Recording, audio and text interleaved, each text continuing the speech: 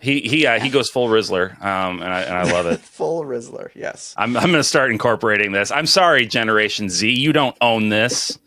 Rizzler, Or I said it. Also, who says Rizzler? I don't know. Maybe nobody does. If I'm honest, I don't hear many of these expressions coming out of the mouths of Gen Z folks. I mostly hear it from other people. It's a Gen online. Alpha. I think it's Gen Is Alpha. it Alpha? Okay. It's more whoever it Alpha is, than it's C. mine now. I'm taking it and deal with it.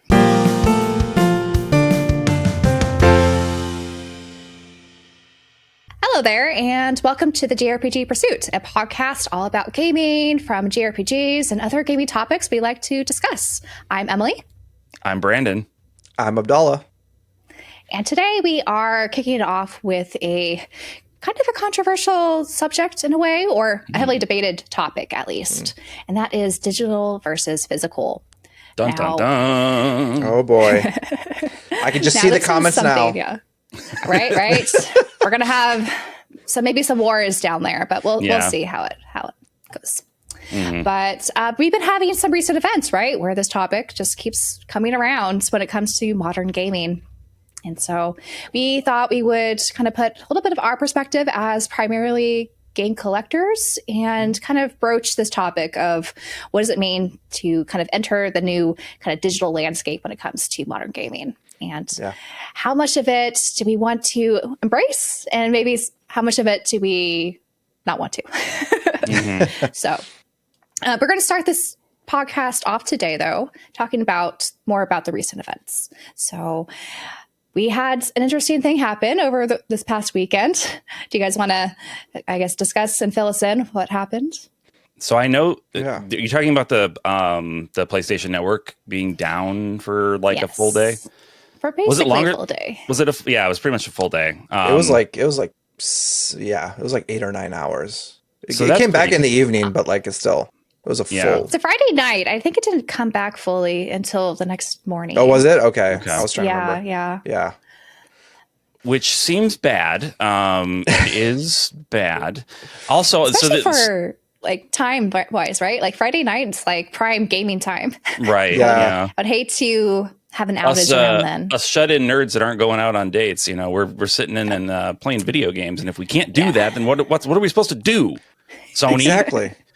So the thing that struck me was they, as a way of apology, they offered 5 additional days for PlayStation Plus subscribers or whatever. Yeah. And I was like, but what about everybody else that was like negatively impacted by it, right? Like, were there did it impact other people? Like, could you play your digital games or what? Yeah. If they were downloaded, you had access to them. Okay. But the kind of main thing that everyone was really, I guess, shocked or wanted to, nail home is that you don't own your digital games if they're not already on your system. Mm-hmm. And what are the potential repercussions of this kind of new model of having access to games in the near future when we might have other complications when it comes to networks, or they might, dissolve some of these digital storefronts like they've done in previous generations. Mm-hmm. What's going to happen to access of our games? And if you have hardware problems, right, and you have to get a new system or repair a new system, install a new disk drive, what are these implications? Mm-hmm. Yeah, it seems inconceivable to most of us, I think, that like Sony could go away, right? It seems like impossible because they're so big, but like they could. Though. Like they could, How they threatened, right? The PS3 storefronts. Like I think that's on the cusp of being shut down. Yeah, well, I mean, there's that. I mean, so there's the planned obsolescence. There's the actual planned obsolescence of these things by Sony themselves. But I'm thinking even more broadly, Sony could go away someday. Like, I don't think Sony lasts until the heat death of the universe, right? Like, Sony is a company that will end one day. And if that happens within our lifetimes, which it could very well, what happens We've to seen plenty of companies games that used to be, number one in some sort of area, but then they have a steep decline for one reason or another, and now they've gone bankrupt, belly up. No, exactly. It's, I think, a possibility for sure. Yeah. So concerning. Yes. Do we know, did they say what happened? I don't know that matters as much to our discussion, but I'm just curious. There have been theories that this was a breach, a data breach. Breach. They have not confirmed Even better. as of now. Which they've also been subject to before in the past. That's true. I'm just going to publish my personal information online. I'm going to create a website. You can just find my social security number and my credit card information. Just then I don't. Then it's like it's my home address. It's all out there, and then like who cares? Fine, just take it. Whatever. I'm so sick of these breaches. It's like every other week. There's something like that happens, and I'm just so tired of it.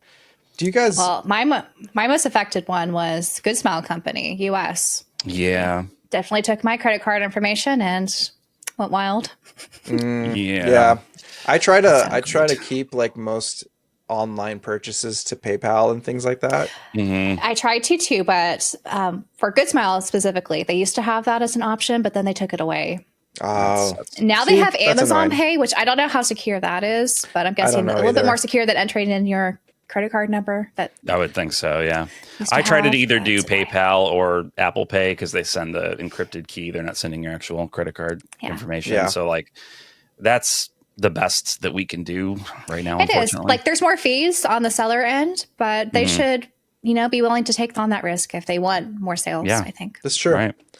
No, but do you guys remember? What was it? I think there was like a server down back in the day for the PS3. And they offered. It was like 2 weeks, wasn't it? It was like a long outage. It was. Yep. It was a really long outage, and I remember they offered games as a multiple games, like a thank you. So like one of them was I think it was what's that one game? The superhero one. Yeah, it was like it's not superheroes. Like he had like kind of like mutant type powers that he would be able Prototype or something.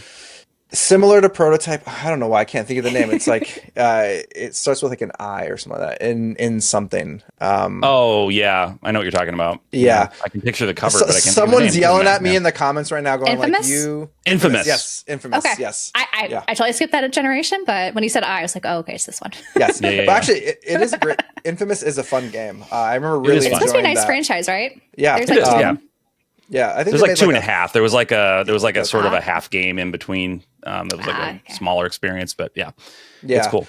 But they like offered that, and I forgot what other games they offered. But like I remember there was a long like this is not the first time Sony's gone through it, and so at the time, thankfully, like the PS3 era, it was still kind of like digital was still new, but also that's also a bad thing because a lot of people got into digital at that period of time. Because like I know I did a little bit. Like at the time, I was like teetering on that moment of like maybe I should buy some digital things to make it easier to like not have to keep switching out discs and things like that. I was like, for like a fraction of a second, I was like I was in college and I didn't have a lot of space or time or things like that to do things like that. So like I did dabble in the convenience factor was there for sure.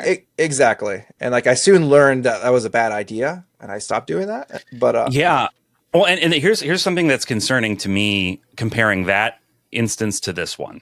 Obviously that instance was much worse. It was 2 weeks or whatever. It was like a long time, and there was a bunch of data stolen too. But that was a big deal. I remember that being on the news and people were talking about it because it was one of the first big events like this. Now this sort of thing happens so often that like I don't see people really even talking about it on Twitter or whatever a day later. They're like, maybe they'll make a joke about it or something, but like we're making jokes about it. We're not upset about it because it's just so commonplace now. Yeah. It's just normal nowadays. Like data breaches are normalized. Like, it happens every week at this point with like some website or some place that's getting hacked or whatever it is. And that to me is, I guess that's the point, right? Like that's what we're talking about as far as physical versus digital. Is if you don't want to ever have to worry about that, the solution right now is you have your games on a disc. It's not foolproof because not every game is going to be fully on the disc, or there's going to be like crucial updates that come out with patches, whatever. Yeah.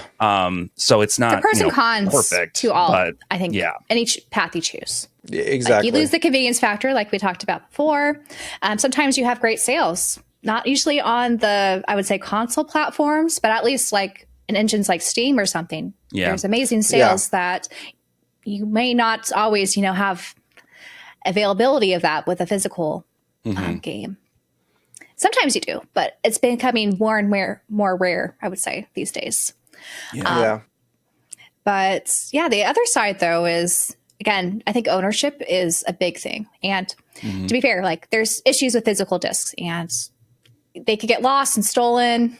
Like there's, you can have tragedies, but I personally like holding on to something where I have more power over how, what happens to it rather than some other server where I have no idea how it works or anything and just relying on someone else to preserve it for you than you yourself. Yeah. So that's kind of my perspective on it. Yeah, I agree with that. Like for me, the ownership thing trends more toward wanting to memorialize the experience of the game. So even if I don't replay it, or I don't ever have an intention of replaying it, like owning the physical version of the game acts as a sort of memorial, for lack of a better term. I think it complements it, right? You can appreciate a game without actually playing it or seeing, the little logo on your screen. You can see maybe a game case or something else about it. It's more of a tangible item that houses so many memories, or at least like if it comes to like a library where there's games you haven't played, maybe it gives you more of a possibility. And I find that more exciting to go and try out a game rather than just kind of scrolling through a list of games that I have downloaded digitally. Like I find the digital storefront scroll a lot more intimidating than say a physical inventory. I'm 100% browsal.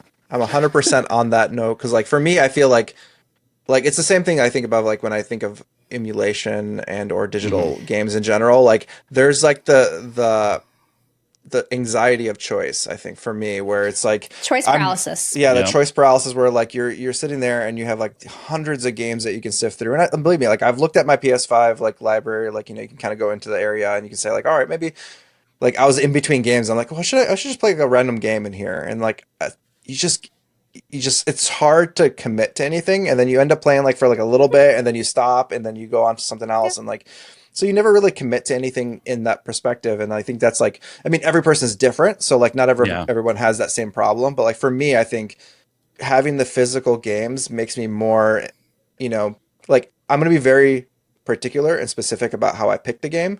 So if I'm going to pick the game physically and put it in my system, I'm probably going to play it all the way through at that point. Or so at like least I think give it's it more of a different. chance than if you Exactly. were just hopscotching around games on your digital library. Yeah. I think that's totally true. And I think there's a vetting process when you actually buy physical games. Like it's true, you might be able to get some sort of lot that you get a lot of cheap games and maybe there's like half the games you're not interested in. But most of the time, especially for modern games, we are actively making a list of games you're interested in buying and then purchasing them. And so there's more, I think, steps to that process than just clicking something on your console to instantly download it. And things like Humble Bundle too, if you want to talk about the PC space, you can easily accumulate a lot of games for really cheap. Oh yeah. And so you kind of have less of that vetting and curation experience, I think, in doing that. There's also something, and don't laugh at this because I'm already laughing. I'm already gonna laugh at this. But like, there's an element of our humanity that we give up when we go all digital on something. And what I mean by that is there is an instinct we all have as like hunter gatherers. We like to go out and find a thing and bring it home. Like that's just an act that we enjoy doing. And when you stop doing that, you get all of your movies delivered to your TV, you get all of your games delivered to your computer or your console. You are never expending any effort to pick up the thing that you want to experience and bring it to your home. And I get that it sounds silly, but I think there's something to that. There's that tactile nature. You're holding on to something. It means something rather than just lazily, lounging on your couch, lounging around, and that's why even everything's at a push of the button. Even doing like eBay, buying a game on eBay, like that's nice. You get the physical game, but it's so much more enjoyable and more cool removed. to find it. To go out and be like, oh, I want to get this game. That's why, like, when we go out game hunting, I'm much more likely to pick up a game that I would 100%. otherwise be on the fence about, because I'm like, oh, like, it's here and I kind of want it and I'm just going to get it. And it feels good to like bring it home. This can be good or bad. It can be bad. Like in my case. No, of course, it can be bad. But like when I bought Alundra. Well, you bought Alundra because you wanted it, you know. Yeah, because I wanted it. And like, you know, for the longest time, you know, I don't see it on the wild that often. Right. And so like digitally, I'm just like, you know, if I'm going to go on eBay, I'm like, it's easy for me to like just talk myself up to like, I don't need to buy it right now. But like when you physically see it in front of you, you're like, okay, like, well, it helps that like Brandon's right there whispering in my ear. But like other than that, putting the pressure on, turning the screws. I feel like you guys are making a bad case for this. You're making it sad. Well, no, see, don't go out and buy physical games because you'll be behind more than you want. But we're not talking about we're not talking about fiscal responsibility in this particular case. We're talking about like enjoyment. I understand. You know what I mean? Like exactly. Like it's just poking fun at you guys. It's fun to go out and we enable each other, and that's okay. It's okay. I 100% do. That's Jen's biggest criticism of the podcast. She's like, you guys just sit there and enable each other for an hour and a half every week. It's what do you true. mean? I'm a de-influencer. I tell you, she does, don't need everything. You do say that, but sometimes it doesn't have the intended effect, and it maybe is the opposite effect. It doesn't work when you're like messaging us in the Discord all these different things that you're buying, and it's like it's giving me FOMO for like a bunch of stuff, and I'm sitting there going like, do I buy this now? I live vicariously through me. You don't need to buy it. I can't. I've tried living vicariously, and it doesn't work. It doesn't work.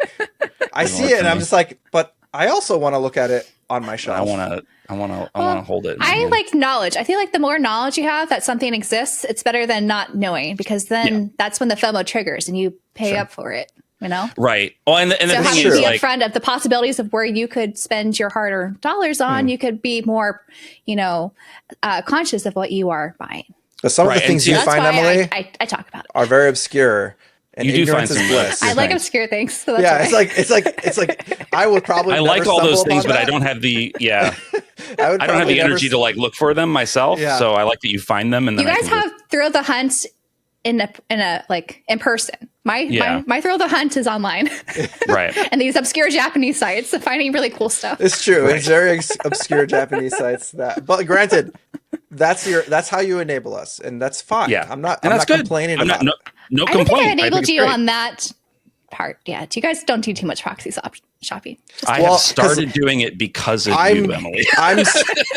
I'm still figuring it out. So like, at some point, I need to like figure it out properly, and then once I get it like comfortable with it, then it'll be bad. It'll be bad. And real quick, like standard disclaimer about all of this stuff. We're talking about fun purchases that are for fun. Yeah. It's not like if you are financially in a place where you can make these kinds of purchases, have fun. If you're having fun, then great. That's what it's about. We're a podcast about a hobby that's fun. You know what I mean? It's not like hobby positivity. Yeah. Yes. We're not sitting here like going broke over the stuff or causing no. pain like if there was a situation or whatever it is. Yeah, exactly. If there was a situation where I was in desperate need of money, as much as it would make me sad, these would be the first things to go because, life is more important.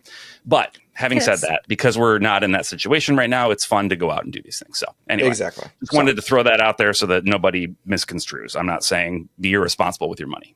Be responsible, please. Yes. Only let enabling happen to a small degree. Yeah. Turn that dial down to where it's comfortable. Leave it there. Enablement on a budget. There you go. Yeah. Coming back to digital versus physical. Yes. What do you guys think about the PlayStation 6 kind of theories of whether or not that's going to actually have a disc or not? I think they're going to whether or not it's going to be a removable disc drive like the PS5 Pro. Yeah. Yes, I think 100% it's going to have an optional disk drive that you have to purchase. Like whether I'm still not sold on whether it's going to be two versions of it. Again, maybe like the same way they did PS5, where it's going to be a digital version only and a physical, like with a physical disk drive in it, or they're going to go the route of like just a digital one with an attachment to that. Either way, there's going to be an option for some sort of physical media, because we're not quite at the point yet where everybody is solely on digital. I think we're getting close to that, where like where you see a lot of these stores like Target and Best Buy and all this, and everything getting rid of a lot of their physical media. Yeah. So the like aisles are getting emptier and emptier. Exactly. So like we're getting close to that point, but we're not quite there. And like I know there's enough of us older folk that are vocal on Twitter and all these other places that are coming at these companies that are they see that like they can't go full digital yet. I think, but also, they want it. Like, there's a good percentage of games that are purchased, physically. It's not as much as digital because you have all the small little, games that are contaminating the data there where it's hard to make a one-to-one comparison. But there's still a piece of the pie. Like, they don't want to eliminate that. Right. Yeah. And like, also, I know that former CEO, right, of Sony said that the PS6 can't possibly go without a disk drive of some sort. Yeah. Cause it's going to like, I'm inclined to believe that too. It's going to have to be backwards compatible to the PS5. Like, that's just plain and simple. That's like you at this rate, at this stage in like, I don't know how they technology, put that genie back in the bottle if they, you know what I mean? They kind of need to. It's going to have to. They tried with the PS3 for a bit. Well, I guess like when the previous models. Yeah. The problem with the PS3 is that the architecture is so different. Using the Atom processors and things like that. So like unless they were going to put a physical PS3 in the PS5, like as a board, which is going to cost way too much money. At the same time, they can emulate it. It's not quite perfect yet, but they could probably emulate certain games. But I don't know. They're probably, that's not on their like priority list right now. No. But like at the same time, like the PS6 is going to have to be backwards compatible. They're using much more off-the-shelf hardware now anyway. So like there's fewer barriers to being able to do that. Yeah, exactly. Like they're very much aligned to using just straight up like, graphics cards going to be through ATI. Like they're I'm not ATI. That's old. But going through like. Okay, Grandpa. Showing my age there. But basically, AMD, like, they partner, both Xbox and PS5, like Sony partner with AMD for their graphics cards, and their processors are generally going to be like very basic, typical processors. So like their architecture is not going to change for the next generation. They're not going to use some really weird out of left field architecture. So like it's going to be backwards compatible. And if it's going to be backwards compatible, that's going to have to play physical media because the PS5 still has a lot of physical media. It does. Maybe not a lot of unique games. No, not neat. Lots of things that have been printed on the PS5 disc. Exactly. And by proxy, the PS4 as well. And there's a lot of random unique games on the PS4 physically that they would want to keep, They only have so much capacity to remaster the previous generation games. They've done that for a select few titles, but they can't do it for everything. Right. It's inconceivable. Yeah. It's just not. That's the second time you guys use that word. Very good. It keeps making me think of. What do you Princess call it? Bride? I always think Princess of the arch Bride. villain and some. Oh, Princess Bride too. It just keeps making me think of that every time. So I love it. I'm enjoying that. Inconceivable. But you keep saying this word. I do not think it means what you think it means. It's just like the first time you used it, Branden. I was like, I just wanted to reference it, but I was like, I'm going to leave it. And then you said it, and I was like, I can't not. I liked the word. I wanted to use it. Yeah, it's a good word. I can't not bring it. I cannot bring it up at this point. It's a solid word. But I think they're like at this rate, we have to go. Like they have to keep supplying some sort of way to physically use it, and whether that's to differentiate them too from PC, which is only I think growing in popularity now. Like it still doesn't take up a huge space in the the game market. I think I saw some figure where was it 8% of games sold were on PC. Yeah. That I feel like what Sony and in particular needs to do to differentiate themselves from the PC is really emphasize that if you buy a PlayStation 6 or whatever, like you can just play games. You don't have to worry about all the stuff that you have to worry about with a PC. Because that for me was the biggest barrier of getting a PC to play games on for the longest time. Was I was like, every time I want to play a game, I have to jump through these hoops and do all this crap. And I don't want to do that. I just want to play the game.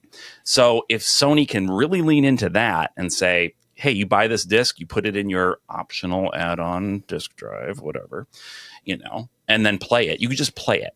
And that's it. That's all you have to do. For the most part, that's how it is now. Like sometimes you have to go performance versus like non-performance mode or whatever it's called. Yeah, those are just preferences at this point because, like, some people want graphics rather than frame rate, and some people want frame rate rather than graphics, and so Also, the package, it's much cheaper than the latest PCs. Like I think Branden and I just indulged in this past year. At $500, it's not chump change, but it is not thousands of dollars either. So and that's like the whole point of like the console space in general is that it's there as an option for people who don't want to tinker with a PC because like you said, Branden, like there is a level of like work that sometimes you have to put in to make things work right, and the entry to actually like purchase a PC that's worth, I guess, purchasing is equivalent performance. Equivalent performance. Like you're still spending a lot of money, and you're probably not going to get optimized games like you would on the PS5 or whatever system that you're using. So at the end of the day, like this console space needs to exist, and that kind of goes into like if you think about like Xbox, like that's why they're going to continue to make consoles because there are those who don't want just a straight PC. They do want to be able to play their games on some sort of I still question their campaign. This isn't Xbox. This isn't Xbox. Yeah. And it's everything. It's like, it is. It's not maybe great. That's not the best approach there. Yeah. It does seem like they're devaluing they're increasing the value of their brand, but devaluing the console itself. Yeah. I thought that was a miss personally. Yeah. Like it's a funny campaign, but I don't think it's sending the right message there. My Switch is an Xbox, Kind of. I play Ori on it. Kind of is. I can play Pentiment on my Switch now. And rumor has it there might be bringing Halo, so who knows? To the Switch, to the Switch 2. So we'll see. I mean, Xbox has its own, marketing strategy, and it's, they're not always aligned. They're still like here. I mean, Microsoft has so much money; they print money daily, like just constant. Like they're not hurting. They're not going to have any problems with it, and they are a software company. Game Pass is popular too. Yeah, and they are like a software company first rather than anything else, and so like this makes sense to why they're going down this avenue. Do I like it? No, it's not my ideal state of being, but I can see why they're doing it. I think competition's better than kind of what they are doing. So long as they don't lead Sony down that stupid live service path again, like that was. Well, I think it's promising that we've seen Sony cancel all these live service games. Yes. So. I feel very bad for the people that have spent all this time working on them, but it was just not going to work out. Like, you know what I mean? It's better to cancel it now than invest 2 or 3 more years in these games and then have them fail as bad as Concord. The problem is like Sony is Sony's worst enemy in all of this. Like, because Xbox is not putting that much of a fight. They're not causing any issues. Like Nintendo's not even in the same like space of like Nintendo is everyone's second console. Like everybody has a Nintendo, but you either have an Xbox or a PlayStation if you're a console gamer. You know what I mean? Or PC. Yeah. Or like PC. The only thing I think like Nintendo like battles everyone else with is just time. Because like you only have so much time in a day, and where do you spend that time? And that's people have to choose. And do you want their exclusive games or not? Yeah. That's and so also what it comes down to. But PlayStation lost its way along the way, and it hopefully every other generation they fumble it real bad. Because like 3 was pretty. I just want to see them win. Like wins all around. I think would be great. I wish that would be the I really want it. It's my heart of hearts. Nintendo settled into their niche. Yes. They know what they do, and that's great. I love what they do. But they're not trying to compete with these other guys. You know, Sony used to feel like they had a handle on what they were. You know, they were unique, they were artistic, and I mean, I guess that didn't pay as well, of course. Like, obviously, it's not going to. But I don't see why there's any reason they can't be both. That they can't push these artistic medium forward while also having games that are popular, Call of Duty, whatever. And that's Xbox now, but you know what I mean? And be able to make money at the same time, right? There's no reason you can't do both. So it's just their priority changed, like from doing smaller scale, like AA, like fun little like quirky games. They felt like, once they got a taste of like the Uncharted's, of the Last of Us's and things like that, like they kind of felt their niche of like AAA, big budget, third person kind of like adventure type games, and which they kind of put they're great. They're awesome. And like every one of those games are fun. I mean, I love the Uncharted games and the Last of Us games, despite the fact that they keep just bringing them more. They keep rehashing the same thing over and over again. It feels like there's more than 2, but there's only 2. Did you guys know that? There's only 2. There's only 2, but I feel like they've been announcing it for like years. There's like at least 6 of them, but there's only 2. They know how to extend the lifespan of them. Yeah. That's for sure. That's a charitable interpretation of that. I like that. Got a TV show? That's true. TV show is very good, by the way. I don't know if you guys watch it, but it's very good. The TV show is great. I'm looking forward to whenever the second season comes out. I don't think it's... I think it's like April, I want to say. Is it April? March or April. Okay. Something this time. But anyway. Back to physical, digital world. Yeah. I know we were talking about like the PS6. Like I think... From a physical perspective, we're going to have that. It's going to be there. Whether the biggest like item is like if it's an accessory, with the PS5, you kind of have to register that accessory. You are going to, and this is, I'm sure it's going to be the same thing unless the law changes between now and then. Like you're still going to have to do that with the PS6 as well. Like, hopefully it's just a one-time thing. Yeah. Hopefully it's just a one-time thing where it's like, once it's registered, it's connected and you're good. But they could always make it. But it's not foolproof. Yeah, and they could always make it so that you have to, like Microsoft tried. Remember back in the Xbox One era, they tried to make it like you have to connect to the internet every time you want to play anything. Yes. And at the time, everybody rose up and was very mad about it. Are they going to be as mad 5 years from now if Sony tries the same thing? I don't know. If that's all you could, that's where the market is. There's no alternative. Yeah. How could you, like, if you want to stop playing modern games? Yeah. It's hard to, Yeah. Or you go all digital, right? And I think that's kind of that's where they're pushing you towards. It's all the question that we have kind of maybe at least I've been asking myself, and maybe you guys have been too, is like, at what point do I decide, okay, like I still want to play games. I know I'm friends with people that are so hardcore collecting, like physical collectors, that they're like, well, I'm not going to play any new video games then. Yeah. If they stop making games on physical discs, then I'm not going to play anymore. And I'm like, that's cool. A lot of retro collectors are like that too. Like a lot of them don't touch the modern systems because they're content just mess around with the new retro. or the old stuff. Yep, exactly. But I'm not that guy. Like I'm going to be playing new games forever until I am not able to anymore.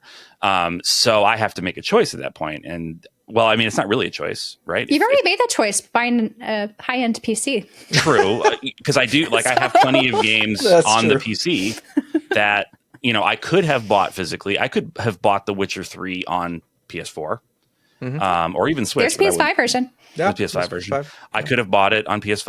I could have had a physical disc if I really wanted to. But I was like, it's fine. It's here. It's on sale. And I have a great PC that will play it well. So I'm just going to do it. Yeah. And so I feel like I'm already starting that transition from only physical collector to being much more open to getting a game digitally. Yeah. I don't know. Having flexibility, I think, is really key if you want to continue playing modern games. Yeah. I think also a part of the equation is knowing when it maybe makes sense to buy the physical versus the digital.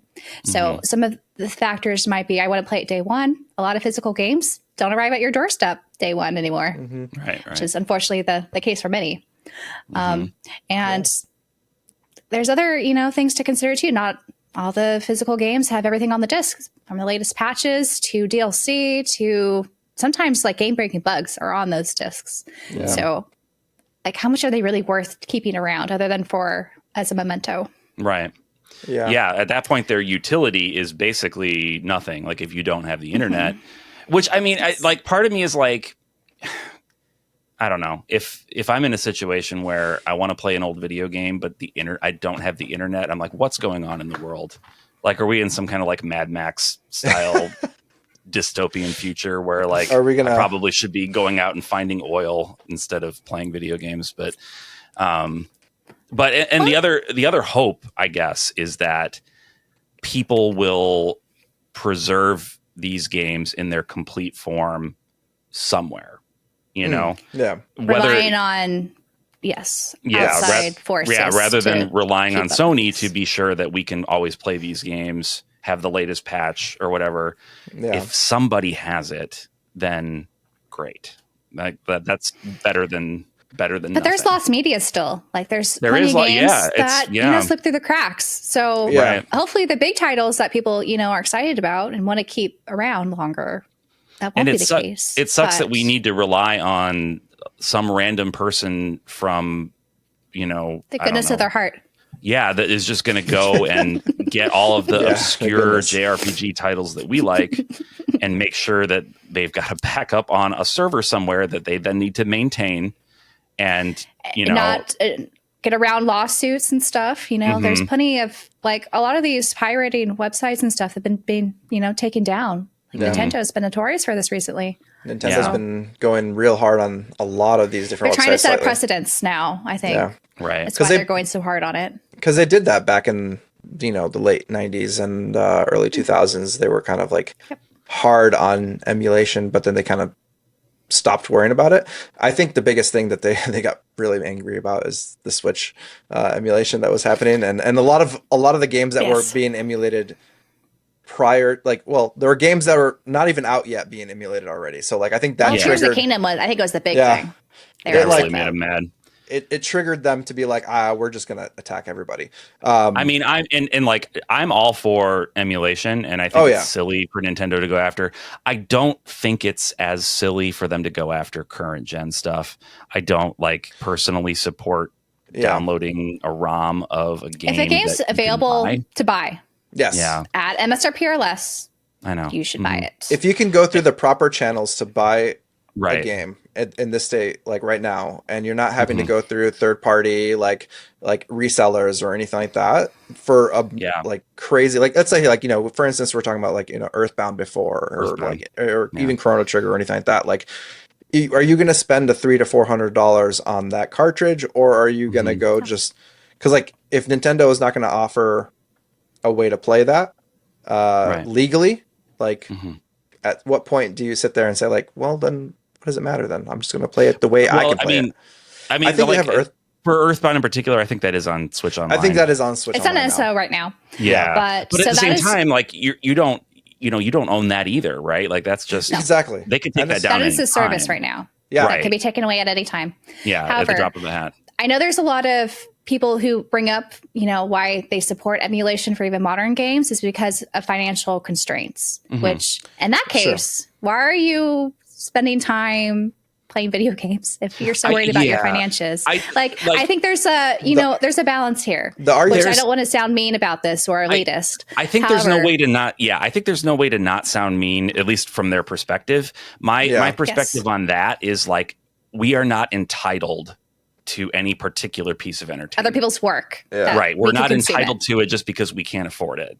And that's why we have price drops and there's the used market. There's so many avenues that you can obtain things legally without resorting to stealing. And do I like the fact that probably the majority of a sale of a game goes to people that, big wigs, the companies that had nothing to do with it?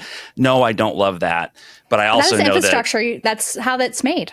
Right. But I also know that the only way that these people continue to have jobs, or the people making the games continue to be able to work, is by the game selling well, and they do receive something from it. Right. Yeah. So that's my and I have plenty of friends that feel differently about that, and that's fine. It's whatever. But that's my perspective on it, is just we're not entitled to something just because we want it. We need to, when we can, when it's possible. That's why it's important to say, if a game can only be bought on the aftermarket, emulate the crap out of it. Go nuts, because who cares? Who's being hurt by that? Literally nobody. Yeah. Me. But the newest, latest, greatest things you're not entitled to, because there's other gaming opportunities you could have that are maybe more affordable. So or I would even say free, look right? to Yeah, that. like there's Or so even many free. things. There's so many free games out there. Mm-hmm. Anyway. Yeah.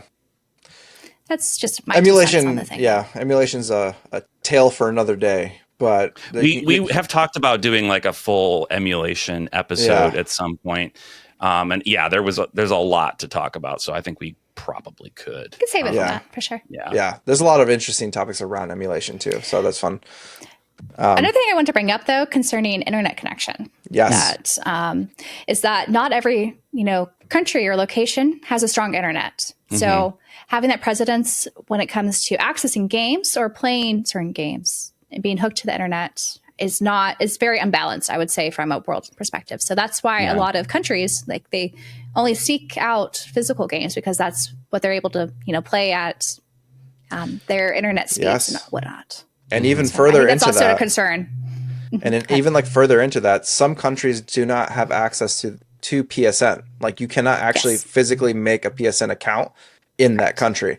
And so like that was a whole big problem when Helldivers Helldivers 2, when they required it on the PC to then log into your PSN network, and a bunch of people in different countries were unable to then play it all of a sudden, even though they bought the game. And so that was a big deal. So yeah, like, physical media is there for not just like, us people who want to collect it or have it physically, but it's for people who can't necessarily either get access to downloading a 80 gigabyte, 40 gigabyte like game through their, internet speeds, and or don't have access to some sort of PSN. I mean, I don't know. I'll have to test. I've never tested it, just like playing a PS5 without your PSN set up, and then how that works. It works. If you check out doesitplay.com or org, they have lots of information about playing games offline, and whether or not the game's totally on the disc, or what type of account, like, problems the tester encountered. Like, it's very detailed. I think it's a great resource if you want to buy physical media that doesn't rely on the internet connection to play them. Yeah.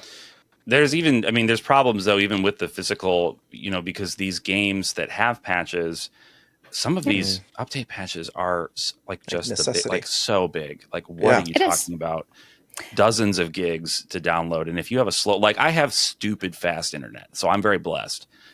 There was a time when I had very slow internet, and it was still during this era when, like, there were big downloads and it would just take hours. And I'm like, what, like, why are we doing this? Why are we doing this? I have this game on a disc. Why am I spending literally hours not playing the game? I mean, I don't know what the solution is to that. Finish your game before you put it out, I guess. That's a whole systemic problem there. Right.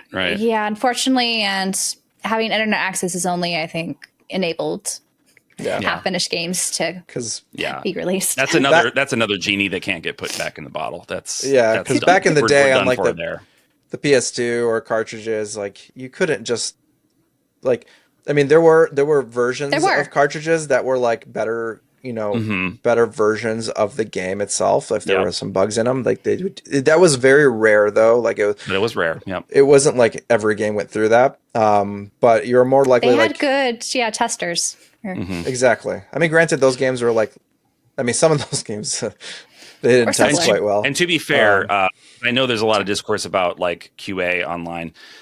The testers today are also very good. It's just that the development and the production side is like, we're not going to fix it. You know what I mean? Like, these bugs are being caught by the testers. They're just not. It's also timelines. Like, it's all like the big wids. Yeah, like it's like the problem with, like, I think like what Pokemon goes through. It's like you have these really bugged out Pokemon games, and it's like I don't want to sit there and blame the developers and the people who are making the game, because there's only so few of them, because Pokemon, like, the Pokemon company does not really, they don't have a robust team that they bring in, but they also have like expectations of like so many resources, churning out these games on a like a yearly basis at the time, and so they had like these very hard deadlines, and so the version of the game that you would get day one was rough. And I mean, even look at like Pokemon Violet to this day. They wanted to hit those Christmas sales, make sure all the plushies and stuff of the new Pokemon are out there to buy. And even to this day, but Pokemon Violet was never fixed. No, they never Even no matter how many there patches. have been Switch cartridges that have been patched and put onto the new ones. Even the one with the DLC. Oh, why are we bringing this out? We're talking about Pokemon. Can we blur that out? I'll make sure that he's blurred out. To. He's blurred out. Don't worry. Sorry. YouTube's gonna call us out. A little feature of Wiglet there, the interesting Pokemon. Yeah. From which generation is that from? Does it say? I don't know if it says there. No. One of the more recent generations. For those who are listening, yeah, it is a Wiglet. He went back. I think Wiglet caused. It caused my thing to start recording. That's great. That's gonna make the edit real fun. Thanks, Wiglet. Anyway. I think the software knew there was something. They knew. It was like, whoa, guys. It shouldn't be on screen. We don't mess around with this sort of thing here. This is a family program. This is. Oh well. Anyways, that's funny. But like a lot of those patches were not, directly about like resolving a lot of the issues that they still have. Like there's still frame rate issues. There's still like it's still bugged to all heck. But but that goes to show that like. Even if you are getting something physically these days, there is still that run into the issue of like either giant patches that are there to fix game breaking bugs that are on the disc and whatnot. And so like you're never going to really get away from the fact that there is a digital aspect to everything at this point. Mm-hmm. It's unfortunate. Well, there are some games like when they cook in the oven, they release later. They're complete on the disc or the cartridge. Yeah. It's becoming rare and rare, but I would say a lot of the modern games, though, they don't necessarily need patches to operate fine. No, I think this has been a little bit overblown because of the big AAA titles that make it a very obvious problem where you need the patches for it to function. But most games, they are just fine right out of the box. Yeah, right. Nintendo's really good at that too. They have a really good process for most Nintendo like first party games. Are really like, I mean, even if they have bugs, they're not really game breaking or anything like that. Sure. And we had bugs. I mean, there have been bugs in games since the beginning, So like, it's fine. Yes. Sometimes they're fun to exploit too. The game, the why do you think from previous games? Why do you think the angry video game nerd exists? Right. It's like, and like the whole concept of speedrunning is like, it's not just being really good at playing the game. It's being really good at breaking the game too. Like that's fine. There's exploiting things. Mm-hmm. But when it's game breaking, that's that's a whole other thing. That's true. Yeah. Yeah. But especially if it's in the beginning, it sucks. Oh yeah. Or I feel like it's worse if it's like 2/3 of the way through the game because then you've invested all that time. You spend all that time. That's true. It just crashes. Yeah. That would be terrible. That would be sad. Yeah, I think for me, like, it comes down to like the future of all this is like as we get closer to a more digital world, it's be less likely I will find myself having a console. Consoles are great because of the easeability of use and how it just kind of plug and play and you play it, whatever like that. But like the problem with consoles is that like if you look at let's say the PS3, the Xbox 360, like servers go down at some point. Where PC, they kind of like unless like it's a specific. If you buy in GOG, it's great. Yeah, like if you're buying through like good old games and even like Steam, I have Steam games on there that I've had for like over a decade. That still have their you can still download them. You can still. There's some Steam games that are DRM free, right? Yeah, exactly. I mean, granted, like so like what is it in California? Like Steam is forced to have the language on their site now that says like you are purchasing a license. You're not purchasing a game, yes. right? You're not purchasing the actual game. Yes. Mm-hmm. So ultimately, like I think GOG is my favorite. I mean, I download, I buy things on Steam because I have a Steam Deck and it's easy and it's nice. Sure, it's great. It's very convenient. Yeah, I like it. Convenient. And sometimes the price is too good to pass up. Price is so cheap. Yeah, like it's great. Yeah, like, and that's the thing. Also, price. Like, even if it's a license, like if you're buying a game for like $2 to $3, like, sure. It's like going to the movies. Like we're paying what 15 plus when it comes to like a 2-hour, 3-hour experience. Mm-hmm. Yeah. When you could buy a $2 like 60-hour experience, I would say that's worth it. Yeah. And I'm more likely, like, honestly, like, I don't know about you guys, but like, especially from an indie perspective, I'm more likely to buy digitally for indie games. That's where they're initially released. That's true. Yes. Often. Like, and like, there are cases that I'll buy physically, like certain indie games whenever they do get a physical version, but like I'm less. Yeah. It's like very specific. Like I have to be especially if I really like that you want in your collection. Yeah. So I think that's going more towards the curation side of things, which is how I want to basically operate my game purchases moving forward, and not pre-ordering a lot of physical media unless it's from my like top favorites, series, and just waiting to see like how good is that build before I factor it in. Do I really want this game in my library? Or is it okay just having access to this maybe cheaper on Steam or some other outlet like that? Yeah. Yeah. I feel like that's kind of where I'm going to is, it's going to be a balance.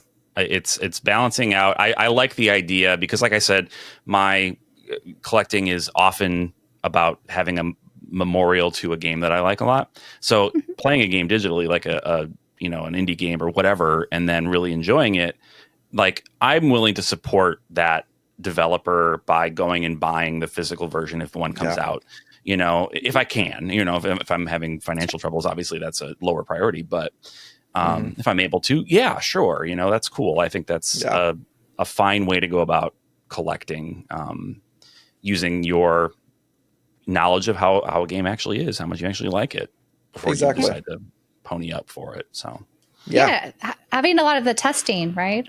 In the digital storefronts, and then deciding, do I want to then pay more for the physical later on? I think is definitely something to consider. Yeah, exactly. And I think that's exactly where I'm at with all of this.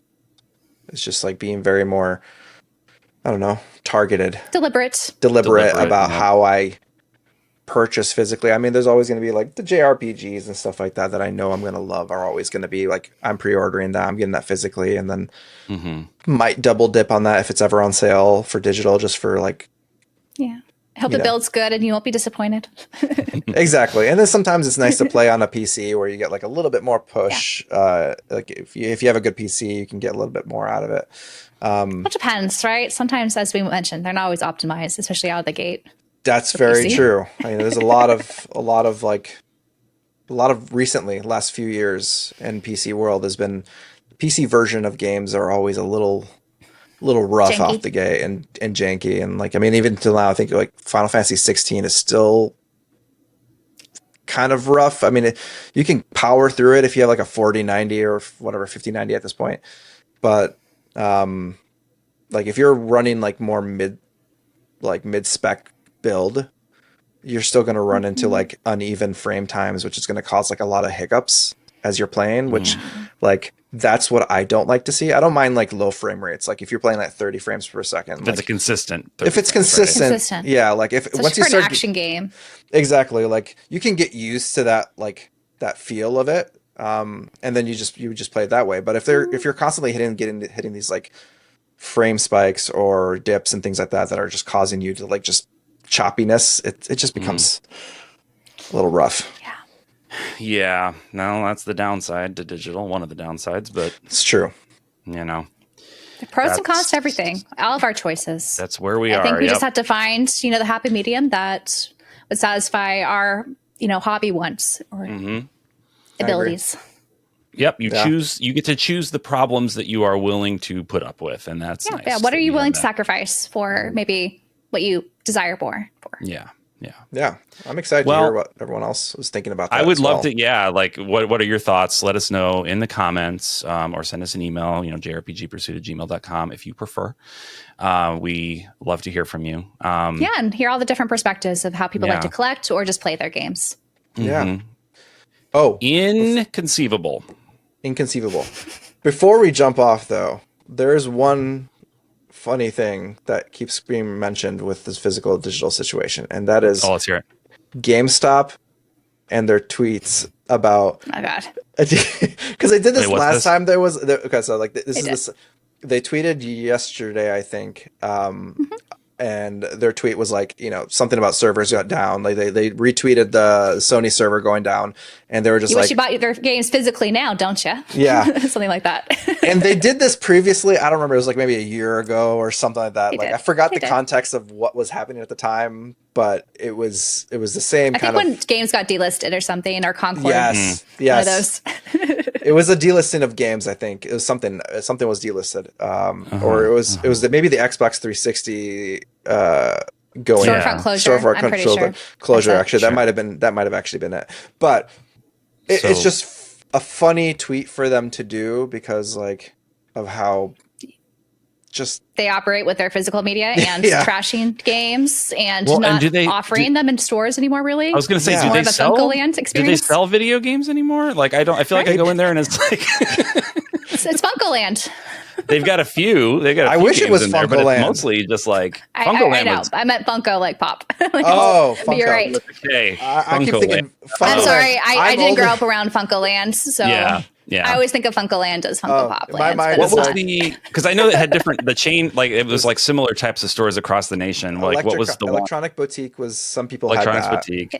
Yeah, we had Fries. It's Fries. Yeah. Fries is different though. We had a Fries here too. different. I know. We did. Yeah. It just recently closed down in the last like couple of years. Yeah. But like, yeah. So the Yeah. Funkoland actually that was really funny.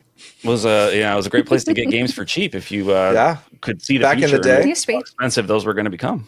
Yeah, that's where you NES saw games we pick for up. 30 cents. Yeah, they were giving away them at some point. Like there was bargain bins, and They're like, who wants this crap? in the early Everybody 2000s, wants That's what there happens was like with a lot of collectibles, though, right? They usually they don't make a lot, and they try to give away things because it wasn't desirable at the time. But then they spike up because suddenly people are like, actually, I do want this. Yep. It's funny how the collecting space, or the investment space, rather. Works. I'm Yeah, sorry. yeah. I'm sorry. I derailed this. At No, the end no, of- worries. it's all good. at the end of the Okay. podcast. Well, do we want to? It's not quite the end yet. Yeah, do Not we the want end, to but talk like close about it. some of what we're playing / what we've picked up recently? That would be fun. Yeah. Who would like to start? I nominate Dallah. Dallah, what are you playing? Oh man. All right. So, I am playing a couple things. I don't have anything pickups right now because I don't know. I just haven't picked up anything. You're being good. It's good. I've been good. Yes. Like for some reason, it's not for lack of trying right now. Okay. So like you don't Yeah. have to always have a new thing to show. it's true. It's true. Self-restraint is a good thing to promote too. Yes. So hopefully, I don't know. I'm hoping by next episode I should have at least my daybreak. My daybreak. I just want Well, there's I want that, and also I think we're planning to run out again Oh wait, yes. in like a few- More like- enabling. Yeah. So not quite a week, so we'll have more. I'm I'll, sure. I'll come back and it's just gonna be like that look of I did it again. Just pure face. regret. Yeah. Just Well, when like, we go to Midwest Gaming Classic, you guys are not going to enable me. I'm going to be strong. I've say that. already made a yeah. You say that. I've You I already have made my a list list. of games I want. Yeah, So- I've made a list of games that I'm going to sell. I'll be strong. Leading Trade. into that, so that I'm like, okay, this is my budget because this is how much I got Ooh. rid of. I should So do that's that. I feel good That's about that's that. a good, I think, approach for sure. Setting a budget, like there might be a white whale you might want to pay up for, but I would say kind of write out what that would be rather than when you get there and then you're like, oh, there's FOMO kind of happening. Yeah. I think I already Anyway. I have an idea of games that like if I do see them, I will probably try to buy them. I know there's I one always have the Start making this list idea. now. I always have the idea, but I never buy anything right away. I always make sure that I've looked at every yeah. single booth before I decide. And then to they're buy gone. anything. I know that's hard with the white whales though, because those just go. 'Cause I mean, that's that why they're happened to white me. whales. That happened to me last year as I was trying to get Shining Force, or what was I trying to get? Dragon Force. If you guys send me your list of white whales, I could be on the lookout for you and let you know Okay. too. Okay. If we somehow split off, Okay. or also encourage you to buy it now. I doubt we're gonna split off. It's on your but- list. Yeah. I'll Yeah. just go by your list. Okay. But to go into what I'm playing right now, so I there's two things. So I'm playing AI, the Somnium.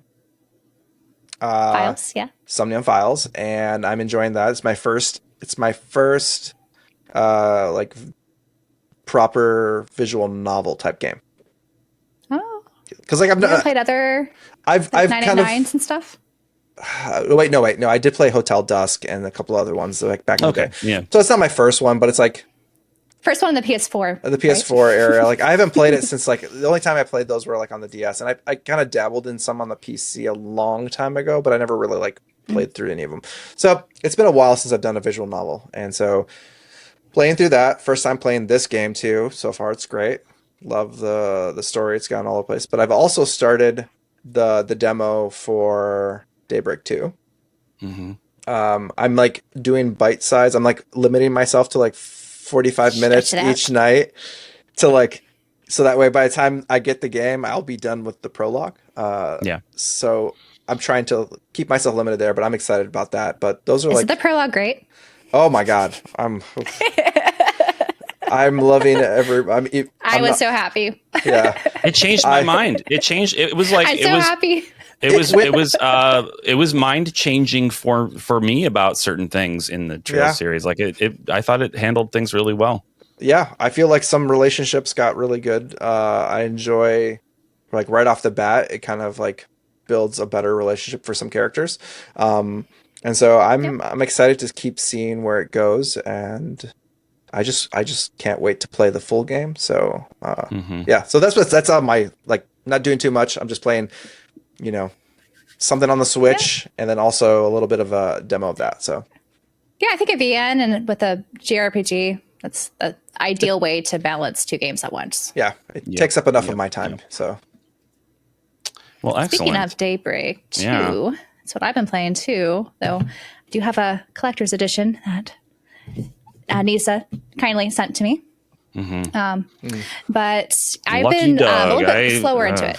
I'm sorry. I didn't mean to cut you off. I see that and I'm like, they sent me one. I know the mail's been awful. They sent me one, and mine came late too, so that's why my video didn't come out on embargo. But. Yeah, mine is 9 days, like almost 9 days overdue. It's 8 days overdue right now.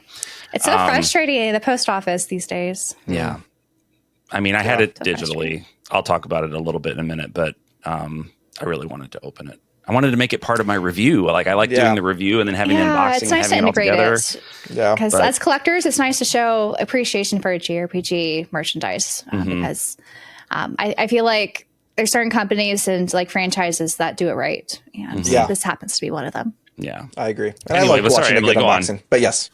Go on. Oh, I was just saying, I'm having a good time. I'm still like on chapter 1 because I really was able to start this the other day. Yeah. But yeah, it's a controversial pick, which maybe Branden will go a little bit into because he did review the game on his channel already. But so far, I feel like if you enjoy the Trails world and the characters, there's a lot to love here. Yeah. And I'm enjoying a lot of it so far. 100%. Yeah. Agreed. Did you have, we have one of the same things to show off as well, right? Yes. Let's just show those together. So speaking of digital versus physical. Yeah. This is very much a digital game, but we bought the physical. Why? Why? I don't know. The insides are kind of cool, though. I do like the cards. I don't know have you opened yours? I haven't opened it yet. I'm going to open it soon. The cards are really nice quality. They're almost like cardboard thick. Like they're sturdy cards, little tarot cards with a holographic shine to them. Okay. Of certain characters. I would say they did a good selection of characters they picked, though there were ones I would have preferred seeing. It's my own bias. Yeah. But overall, it's a nice little package. I kind of wish that the game disc just had the game on it because it is a single player game. But I understand why it's not. Yeah. It's just annoying. Yeah. It's a very expensive launcher, basically. Well, I mean, it was like $40. It wasn't that bad. But for a launcher. The thing is, they don't give you that many digital perks. I think we talked about this before. Yeah, they give you nothing. They only give you. They might as. I would have been less. I would have been less mad if they gave me nothing digitally. Like if they did not give me scraps. 50? It's true. Yeah, it's like, what is the point? Why even do that? It just feels like an insult. I haven't redeemed mine yet. Like I don't play on my PlayStation, so I haven't redeemed the code yet because I'm like, is it worth it? Yeah, I don't think so it is. little. The hassle of redeeming it. Yeah, it's nothing. Because it doesn't give you even a pull, right? No, not enough for one pull. Yeah, doesn't give you one for a third of a pull. Not even a third? Jeez. Not even a third. It takes 160. They only give you 50. Yeah. You think if you bought this like random physical version that is not necessary. How much more support can I show this gacha game than buying the physical? It's the dumbest thing that I've ever done. No, that's not true. But Like It's close, I'm though. trying to be supportive here, and they're going to give me nothing. Right? Like Some I don't keychains or buy whatever, that's the. cool. I'm totally free to play still, but Yeah. I don't know. I spent does $5 buying this make on me it. still free to play? It does not. I'm sorry to say. No. I did So I spend can't say that $5. anymore. I did No. spend $5. My That's like 50 Stellar Jade. I'm now no longer free to play. no. You've spent $40 on 50 Stellar Jade. And You're some cool actually tarot more in the cards, hole than most people who actually. You got less. I also have benefit. some figures on pre-order, so I don't know if that counts too. Well, yeah, I don't know. That's a little bit murky territory, I would say. Yeah, that's sort of supplementary. So Yeah. cool. Yeah. Anyway. But yeah, those were the ones I wanted to show. I also got the latest Ease game, but it's back there. I didn't want to pull it out since it was showed off last time, I think. Yeah, I think I probably showed it off one of the think- weeks recently. So the last couple weeks. Yeah. Mine, I shipped it with Honkai Star Rail Oh, so it's waiting. through Video Games Plus, so I had to wait for this to come out to get both. Yeah. Yeah. Makes sense. Cool. Well, Branden? I most recently Trails Through Daybreak 2. I did a review of it on my channel. I went with the idea of framing it negatively because I figured like that would work. And it did. Like I was looking at the comparative, like the reviews across other channels and stuff, and mine was like performing relatively well. Even though I think I probably had more positive to say about it than a lot of people. But I framed it I negatively. think that was a good strategy. Yeah. Because I think most people, when they hear about Daybreak 2 and all the negativity around it, they want to know, is this actually bad from this Trails guy? Right. And that's why I wanted to draw people in who are like predisposed to think it was bad. And then like, sure, share the things that I think are maybe a little weak, but like, it's a good game. You know, it's a 7 or 8 out of 10 game if you need to put a number on it. The problem is, you know, typically for me, a Trails game is a 9 or 10 out of 10 game. So when you get a 7 or 8, it feels a little, you know. And coming off of Daybreak 1, Daybreak 1 was such a high. it's hard not to make comparisons. It is, yeah. The issue that I have is primarily with the pacing and the way the story is structured is cool. I think it's cool, but it does cause it to feel a little slower paced than you might want it to be. That being said, I like all the things that happened in it. Yeah, it really depends on what mood you're in, right? So it's a great game. I'm curious though when the Trails First Chapter remake comes out, because that is technically a slower paced game too. So I wonder how people will react to that in the new HD version of it. Yeah, with new graphics and stuff. There may be comments made about it. I think for me, it's like when I say pacing, I guess I mean more just like the way it's broken up. It feels like many side quests. Feels like 6 different stories that you are playing in various orders, and then they kind of come together in the end. Yeah. And that's like not typically how Trails is played out. Obviously, Reverie was kind of similar. But that's the only one. That was more interwoven in some ways, though. Sure, yeah, and so I haven't gone far enough to Daybreak 2, I guess. Right, but I mean, each act of the first 2 acts, at least, is divided into 2 distinct stories that are completely disconnected from each other. But yeah, like I said, everything comes together in the end, which is cool. I feel like that just enriches the world, right? It does. It's when it comes to these JRPG game. worlds, they're not always just focused on this one party, what they do. You have them, divide and conquer because there's so many characters. They gotta be doing something, right? Yeah, it's very much time. It reminds me of Game of Thrones, how they do it in that, because like there's so many characters in Game of Thrones, so they do like, each chapter plays off of a different character, even if they're in the same area or witnessing the same things, they're all experiencing it from a different angle. So it gives you these perspective, and so I don't know. I think that's like there's merit to say that's good. It's an interesting way to tell a story, I think. But I can see that being like divisive. My favorite. Yeah. But yes. Yeah. Yeah. So and it's great. Like it covers a lot of ground. It's very much a world building entry, and it like kind of resolves some long, without saying any spoilers, obviously, it resolves some long standing lore things that have kind of been hanging for 10 games now. So that like it does some big stuff, despite being sort of more disjointed feeling than your typical Trails game. I feel like the dividends are going to pay off too in the next game. after, having all of the more lore and character building. Mm-hmm. Yeah. I found it as long as for Trails, as long as you're moving the narrative forward, I'm happy. As long as we're getting some sort of like you said, if we're loose ends are getting kind of slightly tied up Mm-hmm. a little bit further, it's good. I think that's just good. That's honestly one of the criticisms that people have made, is that they feel like it doesn't move the narrative forward. Yes. But what it does certainly do, whether you agree that it moves the narrative forward or not, it certainly does resolve certain things that have been hanging for a while. Yeah. And also, I would say you can't say whether or not it's not moving the narrative forward, because we don't know what happens next, right? We don't know what if these things that happen are going to be important. I'm assuming that they will, because that's typically how they do it. Yeah. So a lot of the criticism was overblown.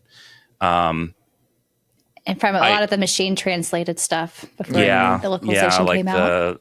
The rough English thing that people played through and I guess thought was good enough. Not for me, thank you. But anyway, so Trails through Daybreak 2. I also, in terms of pickups, a friend recommended After Image to me.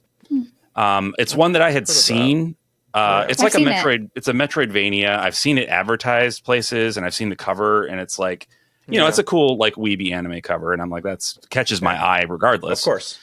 But I didn't know what it was, and then I was chatting with the friend of mine who is playing it currently, and he just was raving about it. He says it's maybe the best Metroidvania he's ever played.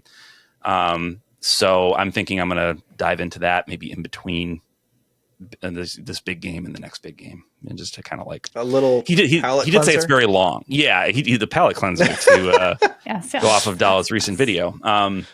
He did say it's very long, so I don't know whether I'll complete it immediately, but just to play something different for a change. So yeah, but that's what I've got and what I've been up to. Exciting. And any games you guys are excited for coming out later this month or next month?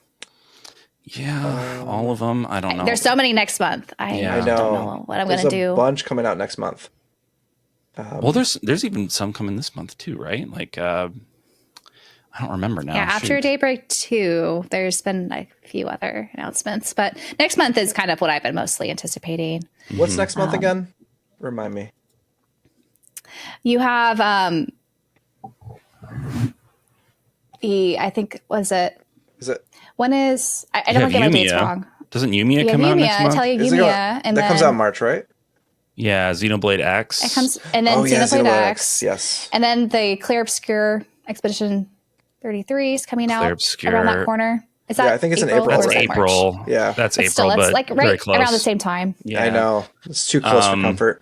Suikoden 1 and 2, if you are a Suikoden person, you're probably excited about that. As well.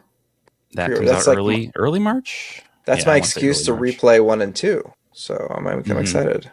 It's been a while since I played those. I'm trying to fit in a few games between now and I guess when Xenoblade Chronicles X and Yumiya come out. I know. Yeah. So I need to finish Daybreak 2 and then get to those. And then hopefully I can have Xenoblade Chronicles X as day one. I'm torn on Xenoblade Chronicles X. I want to play it day one. Torn. But we're going to make you play it day one. I thought we were just going to make you. I thought we were doing something. Yeah. Yeah. I know. Yes. I'm going to play it day one. You need to make progress, right? Before you could actually do multiplayer. Oh, that's true. But I really want to play it on the Switch too. So, well, we're probably not getting that until end of the year. No, I wouldn't bet on that until September, October. Just play the game. Yeah, that's true. That's true. Be in the hype window. I know. Especially from a multiplayer perspective. It. Yes, that's true. I'm excited for the multiplayer for that. So it's the first time. That's the first time anyone has ever I've ever said that in recent years. I'm excited for the multiplayer. I know, right? Well, how many JRPGs have multiplayer? Yeah, I know. Even co-op, there's not that many. Right? No, very rare. So this will be fun, and I think we're gonna do a little bit of multiplayer in the Discord. I think too as well. I think. Yeah. Possibly. Yeah. We were thinking some community events that would be a lot of fun. That'd be a lot of fun. Some numbers. Yeah. So that'll be a fun time. Speaking of that. speaking of that, we probably should have done some top of show business to talk about the memberships and whatnot. But better late than never. We would love it if you consider joining as a member of the channel. You get access to the Discord, and at the Pursuer level, you get the after show and things of that nature, bonus episodes every week. So at least 4 hours of content every month. At least, yeah. We've been going kind of long lately. Yeah. We banter way too long. Yeah. There's so much to talk about. I know. We can't fit in these episodes. Right. So. Especially because we're focused on a specific topic for the episode. And then in the after show, we can just kind of feel free to go off on more whatever tangential things. But yeah, so, and like you said, within the Discord, we're going to probably be doing some community events, playing games together, stuff like that. So we would love to have you come along with us, and your support of the show means a lot because it ain't cheap to run, if I'm being honest with you. So your support is very appreciated. And anything else that we're forgetting? We're going to have emojis soon. We're going to have emojis soon. Emojis. Yes. Yes. They are being developed. Custom made emojis. So let us know what kind of emojis you want to see. Yeah, if you have any thoughts, members, people that are currently members, let us know in the Discord. Any particular emojis you would like for us to make. I say us, it's my wife Jen is making. Yeah, she's wonderful. I can't say she's the artist. I can't say I have anything to do with it.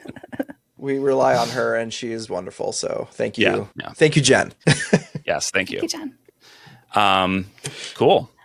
Yeah. But yeah, I think that wraps up maybe this show, and we'll continue on in our after show and talk about other current events than just whatever is on our mind.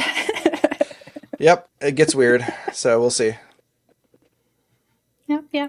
Well, I think this was a successful episode. We nailed it. So again, we'll love to hear about what you guys think about our digital versus physical topic and what you might or may not do in the future concerning gaming.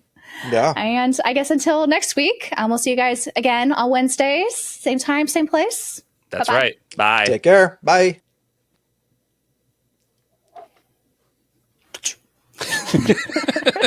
I'm leaving that in. Yeah, you got to keep that in.